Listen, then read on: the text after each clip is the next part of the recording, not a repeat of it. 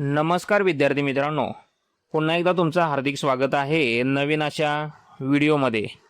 GCC TBC typing परीक्षा 40 शब्द प्रति मिनिट या परीक्षेमध्ये 2 नंबरला असणारा प्रश्न म्हणजेच प्रॅक्टिकल प्रश्न। आणि या प्रॅक्टिकलमध्ये सर्वात महत्त्वपूर्ण कोणता प्रश्न असेल तर तो आहे लेटर रायटिंग। मित्रांनो, लेटर रायटिंग हे एकूण 2 पद्धतीचं आहे। एक आहे बिझनेस लेटर आणि एक आहे पर्सनल लेटर। पर्सनल लेटरलाच रेझ्युमे असंही म्हटलं जातं। याच प्रश्नासंदर्भात कंप्लीट प्रॅक्टिकल गाईड आपण तुमच्यासाठी घेऊन आलेलो आहोत।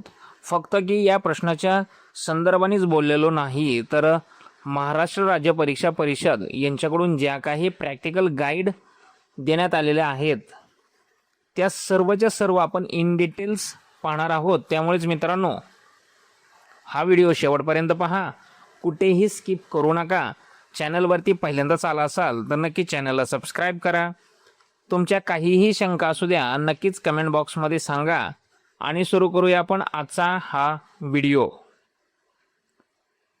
मित्रांनो, या व्हिडिओमध्ये आपण पाहणार आहोत मार्किंगची सिस्टीम काय आहे, कंप्लीट फॉर्मॅटिंग कोणत्या पद्धतीनं करणं अपेक्षित आहे, मेल मर्ज, रेझ्युमेचा टेबल कसं बनवायचा, लेटेस्ट एक्झाम अपडेट्स काय आहेत ज्या 2026च्या एक्झामसाठी आलेल्या आहेत। मित्रांनो, या सर्व गोष्टी आपण पाहणार आहोत। त्याचबरोबर आपण 15 मार्कांची सिस्टीम काय आहे, ठीक आहे 15 मार्क आहेत, मात्र ते कोणत्या प्रश्नाला, कोणत्या ऑप्शनला, कोणत्या स्टेपला किती आहेत, कोणत्या पद्धतीने देण्यात येणार, सर्वच्या सर्व गोष्टी पाहणार आहोत। नेम, ॲड्रेस फॉर्मॅटिंग असेल, मेल मर्जच्या सिस्टीम असतील, सब्जेक्ट, रेफरन्स, पॅरेग्राफचे फॉर्मॅटिंग असतील, पर्सनल डिटेल्स असतील किंवा रेझ्युमेचा टेबल असेल, कॉम्प्लिमेंटरी क्लोज असेल किंवा फायनलचा प्रिव्ह्यू असेल, सर्वच्या सर्व गोष्टी स्टेप बाय स्टेप आणि इन डिटेल्स सांगितलेल्या आहेत। मित्रांनो, पर्सनल लेटर म्हणजे काय नक्की? पर्सनल लेटरला रेझ्युमे म्हटलं जातं। एखाद्या नोकरीसाठी किंवा वैयक्तिक कारणासाठी लिहिलेलं अधिकृत व्यक्तिगत पत्र। यापूर्वीच्या व्हिडिओमध्ये आपण बिझनेस लेटर म्हणजे काय तेही पाहिलेलं आहे। GCC TBC परीक्षेमध्ये हे पत्र अनफॉर्मॅटेड स्वरूपात दिलं जातं, म्हणजे त्याला कोणताही फॉर्मॅट दिलेला नसतो, अनफॉर्मॅटेड असणार आहे, कोणतीही फॉर्मॅटिंग त्याला नसणार आहे। ज्या पद्धतीनं 30 शब्द प्रति मिनिट या परीक्षेसाठी आपल्याला लेटर हे पूर्ण फॉर्मॅटिंग करून दिलं जातं, मात्र 40च्या परीक्षेसाठी ते अनफॉर्मॅटेड स्वरूपात दिलं जातं। विद्यार्थ्यांनी प्रश्नपत्रिकेतील सूचनांनुसारच ते लेटर योग्य प्रकारे फॉर्मॅट करायचं असतं। म्हणजे जर तुम्ही पूर्ण व्हिडिओ पाहिला नाही किंवा पूर्ण अभ्यास करून जर परीक्षेला गेलेला नाही तर मात्र तुम्हाला लेटर मुळात ते फॉर्मॅट करणंच कठीण होऊ शकतं आणि कदाचित मार्क मिळणं त्याहूनही कठीण होऊ शकतं। त्यामुळे मित्रांनो, लक्षात ठेवा, सर्वात अगोदर लेटर पूर्णपणे टाईप करून घ्यायचं, त्यानंतरच ते फॉर्मॅटिंग करायला सुरुवात करायची आणि क्वेश्चनमध्ये ज्या ठिकाणी डॅश डॅश दिसणार आहे त्या ठिकाणीच एंटर वापरून नवीन ओळ घ्यायची, तोपर्यंत एंटर वापरायचा नाही।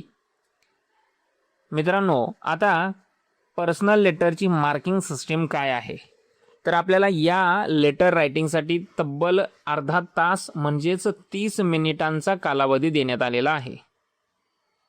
वेळ त्या मानाने भरपूर आहे आणि या अर्ध्या तासाच्या वेळामध्ये टायपिंगचं काम मात्र आपल्याला थोडंच आहे, कारण स्पीड पॅसेजचा जर विचार करायला गेलो तर स्पीड पॅसेज एवढाच किंवा त्याहूनही कमी टायपिंगचं काम आहे आपल्याला लेटरमध्ये आणि वेळ भरपूर आहे। त्यामुळे नक्कीच आपल्याला चांगले मार्क पडू शकतात, इवन आउट ऑफ मार्क 100% पडू शकतात जर आपण व्यवस्थित काम केलं तर।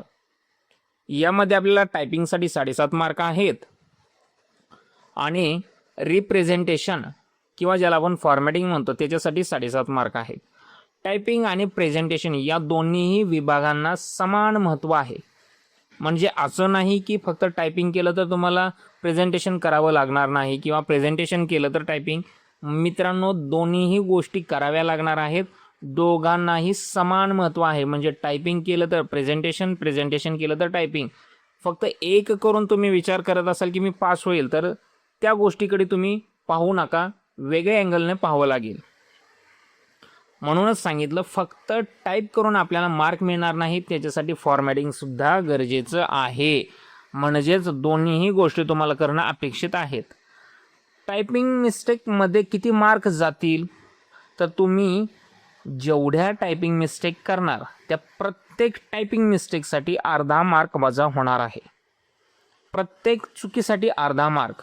म्हणजे चूक म्हणजे काय, स्पेलिंग मिस्टेक असेल, एखादा शब्द चुकीचा टाईप केला, एखादा शब्द टाईपच करायचा राहिला, एखादा शब्द एक्स्ट्रा टाईप केला, शब्दच पूर्ण टाईप केला नाही, या सर्व गोष्टी चुकांमध्ये गणल्या जातात आणि प्रत्येक चुकीसाठी अर्धा मार्क वजा होणार आणि 15पेक्षा अधिक चुका असतील तर डायरेक्ट 0 मार्क मिळणार.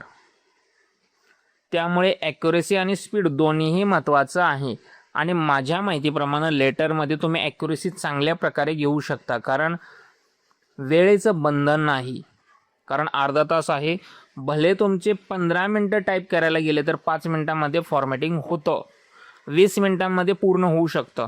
याचा अर्थ ॲक्युरेसीकडे तुम्ही चांगल्या पद्धतीने लक्ष देऊ शकता, म्हणजेच 7.5 पैकी 7.5 मार्क मिळू शकतील. राहिला प्रश्न प्रेझेंटेशनचा, तर या व्हिडिओमध्ये आपण याबद्दल माहिती घेणार आहोत.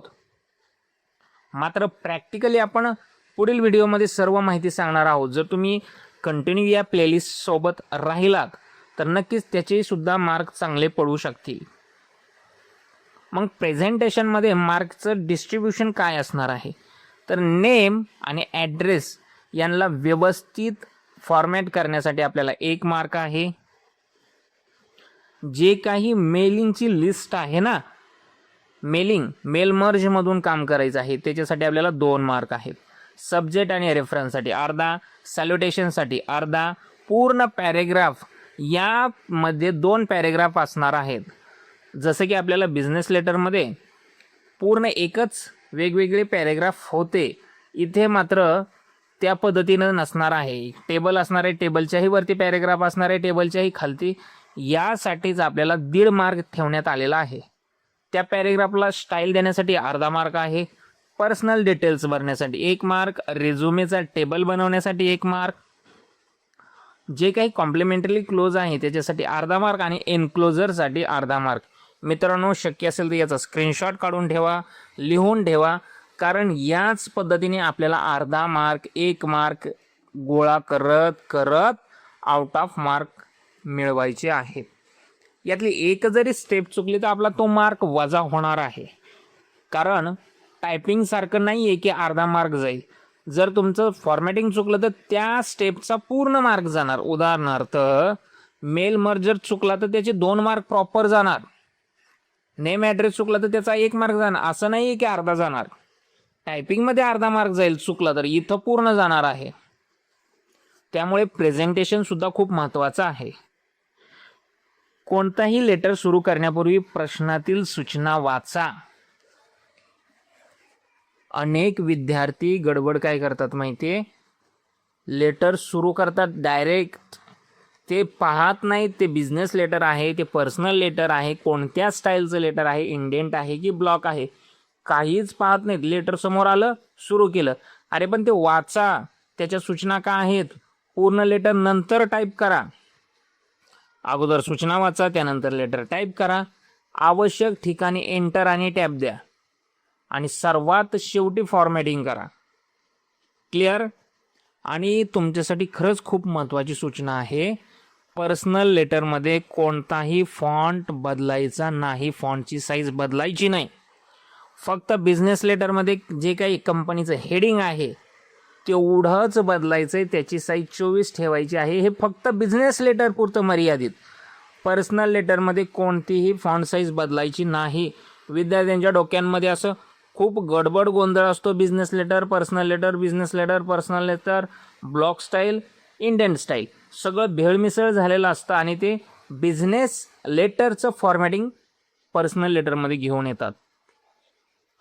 पर्सनल लेटरमध्ये कोणत्याही मजकुराचा फॉन्ट साईज बदलायचा नाही. Clear, that's clear. यानंतर मित्रांनो, नेम आणि ॲड्रेस, पत्र पाठवणाराचं नाव बोल्ड करायचं आहे. त्याचा पत्ता पूर्ण झाल्यानंतर एक्स्ट्रा एंटर द्यायचा आहे. नावापासून दिनांकापर्यंत सिलेक्ट करून ते लेफ्ट इंडेंटला आणून सोडायचं आहे. सध्या तुम्ही समजून घ्या, कारण हे सर्व प्रॅक्टिकली समजणार आहोत आपण. प्रॅक्टिकल तुम्हाला करून दाखवणार आहे मी. फक्त क्लिअर करून घ्या या सर्व गोष्टी. मेल मर्जमध्ये विद्यार्थी स्वतःहून ॲड्रेस टाईप करतात, तर असं करू नका मित्रांनो.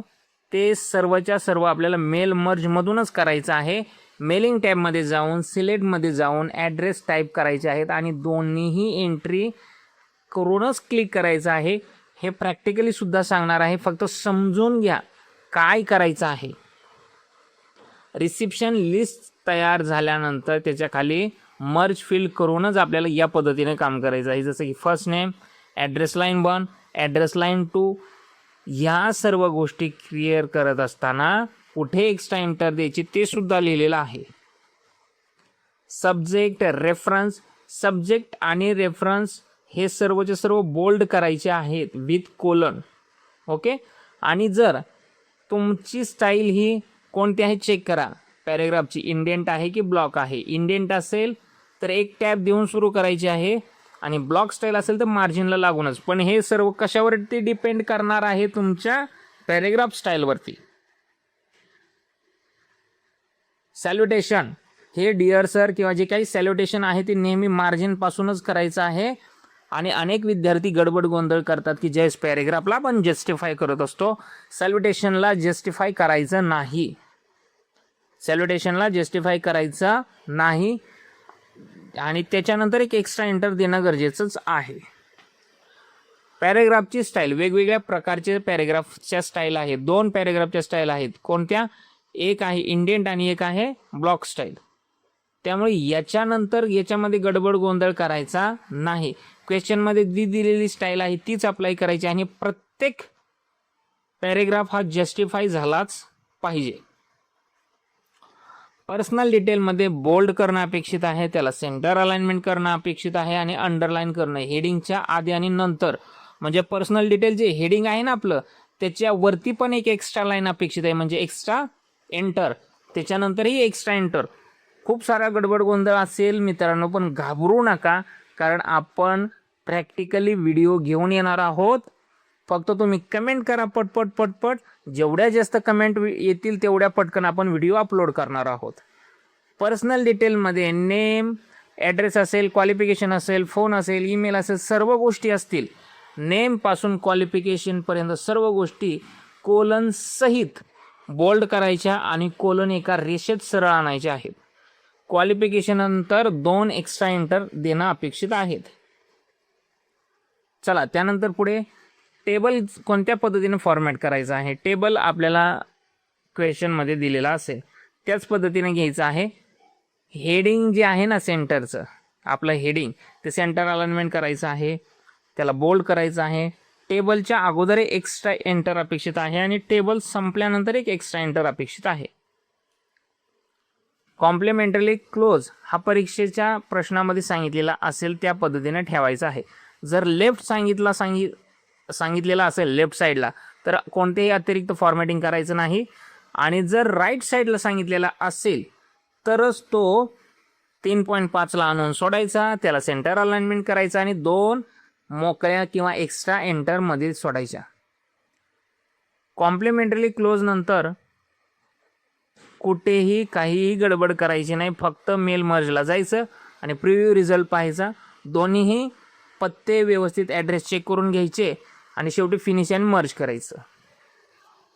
आपल्या कॉमन मिस्टेक काय आहेत की आपल्या डोक्यामध्ये मी पाठीमागं पण बोललो की बिझनेस लेटर आणि पर्सनल लेटर कन्फ्युजन असतं. त्यामुळेच होतं असं की फॉन्टची साईज आपण बदलतो, मॅन्युअली ॲड्रेस टाईप करतो, मेल मर्जचा वापर करत नाही, सब्जेक्ट बोल्ड करत नाही, मॅटरला अंडरलाईन करत नाही, पर्सनल डिटेल वेगळे, कोलन अलाइनमेंट चुकीच्या ठेवतो, रेझ्युमेचा टेबल सेंटरला घेत नाही. खूप सारे गडबड गोंधळ आहेत, त्यामुळे आपल्याला मार्क मिळत नाहीत. या चुका टाळा. आणि खरं तर या सगळ्या गोष्टी आपण प्रॅक्टिकली सांगणार आहोत. मला प्रॅक्टिकल सांगण्याच्या अगोदर आपल्याला या पद्धतीनंच बोलणं योग्य वाटलं म्हणून, कारण सर्व गोष्टी क्लिअर होतील. प्रॅक्टिकली सांगणं वेगळं, मात्र जर तुमच्या पुढे सगळे नियम असतील, माहिती असतील तर प्रॅक्टिकल करायला काय हरकत नाही किंवा अडचण नाही. फायनल रिव्हिजन करत असताना किंवा ज्यावेळेस सबमिट करणार आहोत त्या सबमिट करण्याच्या अगोदर नेम बोल्ड आहे का चेक करा, लेफ्ट इंडियन योग्य आहे का चेक करा, मेल मर्ज केला आहे का, subject, reference, paragraph, personal details, रिझ्युमेचा table, complimentary close, enclosure, preview result check केलेले आहेत का, फिनिश मर्ज केलेला आहे का, सर्व गोष्टी चेक करा.